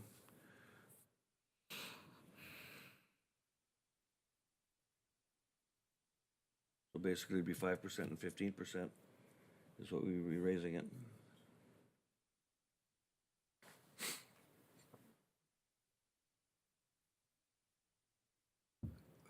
I'll second that for discussion.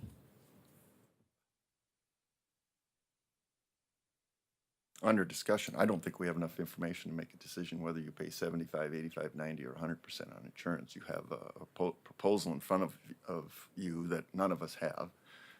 Certainly need to review it. And so, and if we can get that info and make the decision at the October meeting, I'm fine with that. Aren't we talking about two different things, though, when we're talking? Yes. Yes, yes. Yeah, Yeah. and I'm comfortable throwing that into one package. You what? You're not comfortable Yeah, with it? well, I don't think that should be Okay, well then I'll just. one motion. So maybe just do the I'll salary. just do the salary at 5% and leave the rest out of it at this point. If I can Well, redo my, We still have a motion and a second. I said if I could redo my motion, So you're gonna withdraw it. I withdraw my motion. You're going to amend you can amend your motion. You I'll don't, amend my motion to just include the 5% salary increase. you'll second that. So point of clarification, there are some numbers that are different than 5%. So it's the numbers that we talked about today in the various department budgets. Yep, Well, we can't approve that, but yes. right. I'm okay with that. I support that. Any other discussion? Okay, we'll do roll call. Commissioner Marsh, Aye. Commissioner Messer, Aye. Commissioner Franchuk, Aye. Commissioner Zander. Aye. Chair votes aye, motion carried. I suppose on the next part, I suppose we have to wait till we get more information, or what do you guys want to do? Well, I think we'll have to wait till we get more information on the insurance versus, versus ARPA money. I think we'll have to wait till October meeting. The only thing I was gonna say is if the information goes out and you anticipate it being a lengthy meeting as opposed to putting it on the October meeting, maybe you wanna look at a special meeting, just so you can actually kind of really hash it out. I don't know, the meetings kind of go long as it is, and might be one of those that if it's gonna be a really intense or in-depth discussion, you might wanna just look at a special meeting. And it has to be done by October 15th, correct? That's when we have to give them our decision on if we're renewing or not. Right, was it October 15th? It's like right there in like sometime in October. So October 4th is our county commission meeting? No, October 6th. 6th. We're at the NDACO conference. Oh, sorry. October 4th, yep. I made the same mistake.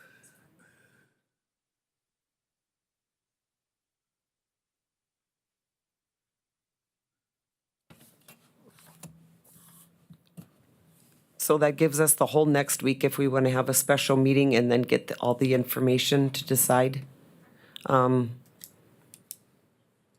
You want to decide insurance versus ARPA amount and Yes. stuff? Is that what you were thinking? Yes. I think that's a collective decision. Yep. Those two together. Okay. So what day are you thinking? Maybe October 11th? That's what I was just looking at. Is that what you're thinking? Yeah. Okay. Is everybody okay with October 11th at 9 o'clock? Let me look here. I think I'm out of town that day. Is that a Tuesday? Yes. It is a Tuesday. Yeah, I am. That's not gonna work for me. I'm out of town, unfortunately. Why do we wanna wait that long? I think we could do it really at the meeting. I would, if we could stick it If to I the give you 6th. all the information, you could, Get it to us in advance. Get for I can review. actually send it to you or give it to you today. So, So, let's stick with the 6th, and if it looks like we're in trouble, then we can do another schedule a day. different one. Yeah. Okay. So Because how much time do you need, Karen, to schedule a special meeting? Well, I don't really need time. I just need to be able to post it. Yep. Yeah. Okay. My other question with these other ARPA requests, do you want to approve any of these so that I can let them know as far as like the airport and stuff, or you want to wait on those as well? So those requests, the 44, 15, 100, and 100, they formalized that request in writing to you? Yes. And they did present at I know the airport presented theirs Yes. at the meeting. Community action is for additional housing support. Okay? And then elder care and Stark County Council on Aging. Theirs was, so they've been keeping their budgets very much the same with our mill levy, especially, Stark County Council on Aging, Southwest District Health. And I told, and they said, well, we're kind of going to be running very short this coming year. And I said, I would rather them bring it to us this year and let's try to keep them from running in the red than waiting it out and then not having any ARPA funding available or anything available to them. So our previous support for those two agencies, Elder Care and Stark County Council on Aging, is, So they get we give them like 1 mil. got it, And it's split in a way between them. okay. And honestly, this is their like most confusing thing because we have Southwest District Health, we have Stark County Council on Aging, and we have Elder Care, and it's all included in that same mill levy request situation. But this is additional funds that they were hoping for just to kind of get them good, and so that they're not coming the following year asking for more or anything like. They're just trying to get their budgets good. Between those two, Elder Care stuff, we'd be looking at another mill approximately. Yes, a $1 million amount. Right, but not Yes. through ARPA. I mean, Yes. I'm fine with the first two, absolutely. And if someone has a recommendation on those final two, I could certainly look at those. But I do remember the first two presentations requests, and I'm supportive of those. The Elder Care and the Stark County Council on Aging, that's through ARPA. That's the request. Yes. That's their request of additional funds on top of their mill. Yes, that they need help with. The other thing I can do is I do have the letters from Elder Care and Stark County Council on Aging, and I can provide those to the commission to read what the 100,000, what they're discussing. That'd be helpful. Okay. But, and I know how much with Colleen, in talking with her, I mean, I know how much and hard they're working with what they have to work with and with our elders. And I have no problem with supporting this, especially since it's with our elders. I mean, I know that they're not doing this and not working hard or not working as hard as they can with the budget that they have.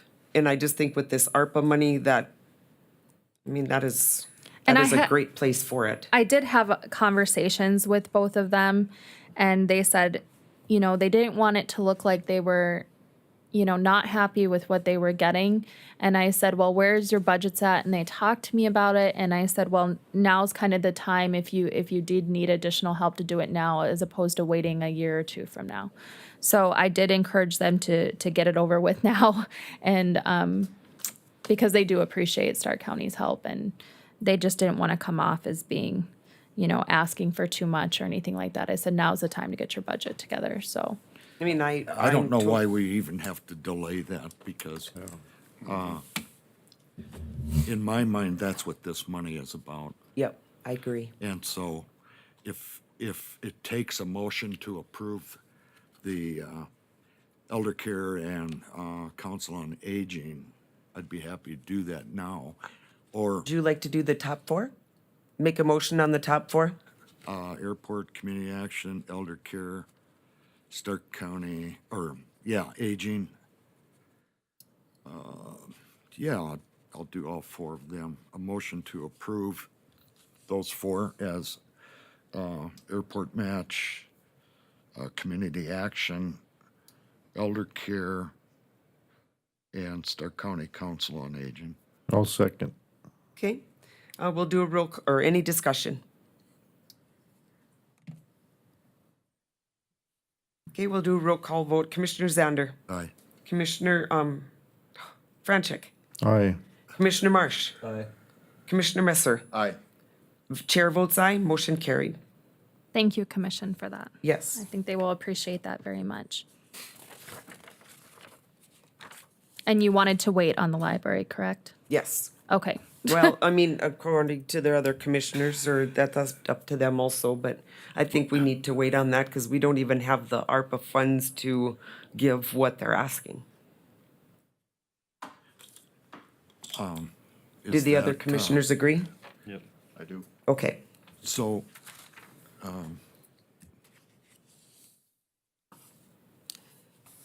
did we lock ourselves into $3 million on that? No, No. no. That's that- just their request. That's Yes. just their request, yes. Yep. Okay, it looks like, my initial thought was, I didn't remember doing that. Yeah, no, that was just a Okay. request. Talk to the discussion I've had with a couple commissioners about the, and I don't know how we are referring it, but the inflation reimbursement to staff, employees through the ARPA fund. There was a lot of numbers thrown out, 1,500, 1,000. I'm thinking even 2,500 was a discussion. Do we want to, I think we should do that now in this discussion to come to an agreement of what we're doing. Commissioner Zander, I think we have to wait till we get because one of them was insurance, was also part of one of those. One was money, another one was money, and another one from Commissioner Marsh was the 5% and the insurance hike. So that's why we have to wait on the, But insurance hike shouldn't be part of ARPA funding. part of the package for the employees for their raise. Maybe for their employees' benefits, wages, yes, but this ARPA, whatever you want to refer to it as, is not reflective of their salaries, benefits, or what we budget year to year for that. This is like all of these are a one-time, like I said, what's the correct terminology for that? Is there a correct term? Neil, maybe you can help me. Well, I used the term inflation buster, but Yeah. I don't think there's a correct term yet. Well, am I wrong? Has there been previous discussion about the number and what we're doing? There's been discussion between the number or a hike in insurance percentage. I understand, but I don't think insurance percentage has anything to do with this discussion. Well, it would for me. Why? Because if you're gonna up the insurance, I think Bernie's proposal didn't include any money in there for Did not, ARPA, no. for the But it inflation could, I mean, buster. it could be, Yeah. but yeah. And I mean, I could make a decision today if you said, we're gonna continue at 75% and you wanna go at 5% salary increase plus a dollar amount, whatever that is for ARPA or inflation, I could make that decision today. But I'm not willing to commit to a dollar amount and then also commit to raising the insurance coverage from 75 to 85 or 90%. Because we don't know what those numbers are. I agree with you, Neil, but you're talking about two different things again. No, Yes, not you really. are. Not really. You're right that the insurance would come out of payroll, or funding. The ARPA fund is whatever you want to call it, inflation payment, would come out of the ARPA funds. But if we commit, let's just pick the number.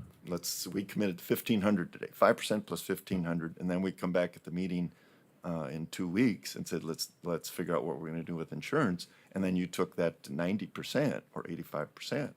Then I think the compensation package in its entirety has gotten way above where I would want to be. Okay, so then take that ARPA funding and make it 2,500 and for discussion, I'm only saying this and then leave it locked in at 75.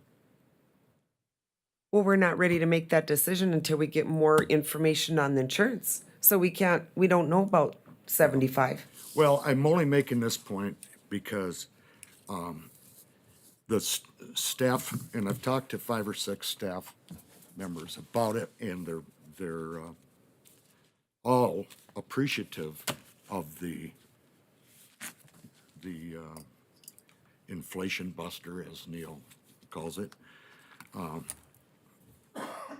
But on the other hand,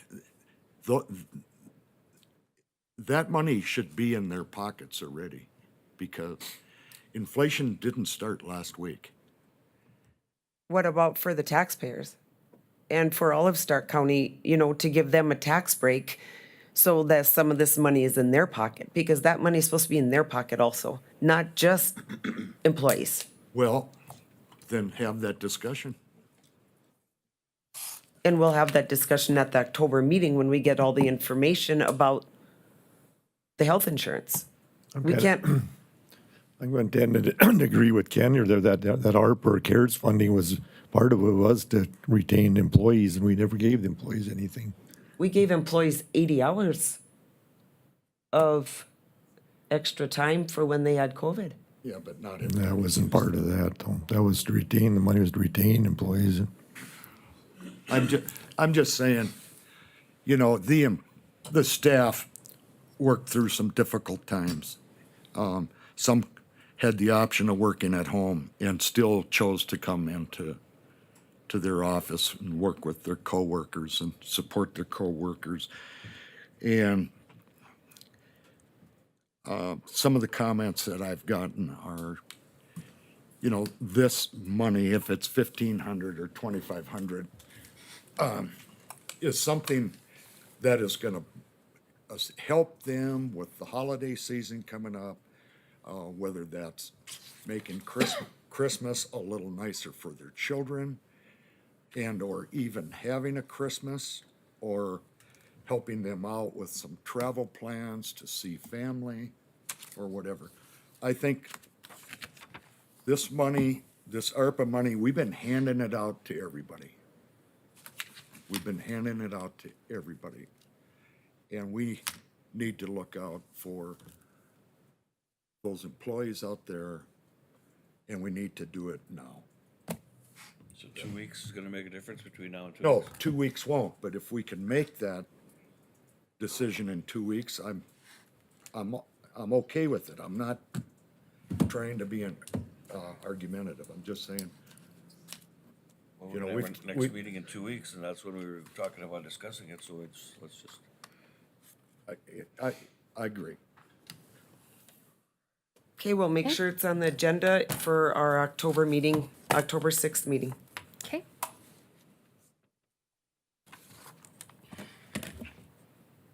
I think that's everything. Is there anything else? Yeah, just one last technical question, Karen. Uh-huh. On your,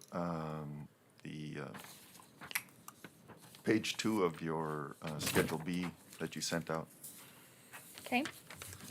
we are okay finalizing number, line item 3110, general property taxes to be levied. We're okay with finalizing that number on October 6th as well, correct?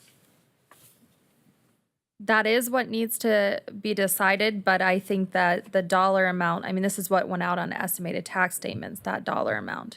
So it needs to be decided in October what the commission would like that dollar amount to be, because in, That's my point. Yeah. We do not have to do that today. If we do nope, it 6th, we're October. still in- October 6th, I'm good to go October 6th. All right. Okay? Okay, any other discussion? With that, I would ask